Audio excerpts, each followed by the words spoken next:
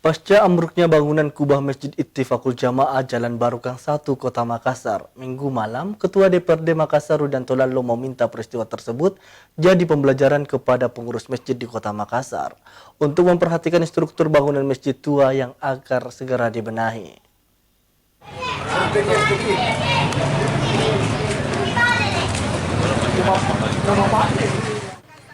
Ketua DPRD Makassar Rudianto Lalo prihatin atas insiden yang terjadi saat pelaksanaan ibadah tarawih di Masjid Ittifaqul Jamaah Minggu malam. Setiba lokasi tepatnya di Jalan Baru Gang 1, Kelurahan Patingan Loa, Kecamatan Tintana, politisi Partai Nasdem itu langsung meninjau kubah yang ambruk.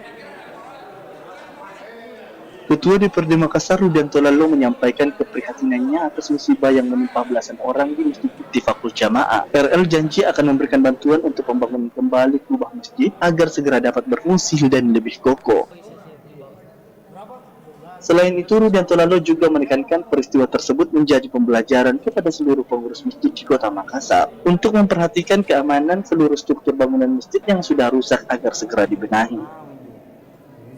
Inilah yang harus kita bantu, saya kira, meringankan beban-beban yang ada, termasuk bisa membantu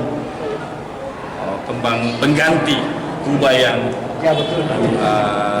roboh ini. Tentu pemerintah kota akan bantu dan kita secara pribadi supaya nanti diperbaiki betul, dikuatkan betul. Ada santunan yang diberikan? Pasti kita bantu, khususnya kepada korban-korban. Nanti kita catat, baru kita kunjungi mereka, kita kasih santunan lah kepada para korban untuk meringankan beban yang dialami. Mudah-mudahan bisa beraktivitas kembali ya macam ya. Rudianto Lalo menambahkan keamanan bangunan masjid adalah prioritas utama agar kedepannya tidak ada lagi kejadian serupa terjadi. Cukuplah peristiwa ambruknya kubah Masjid Ittifaqul Jamaah menjadi yang terakhir. Aziz Sisi, Celebes TV.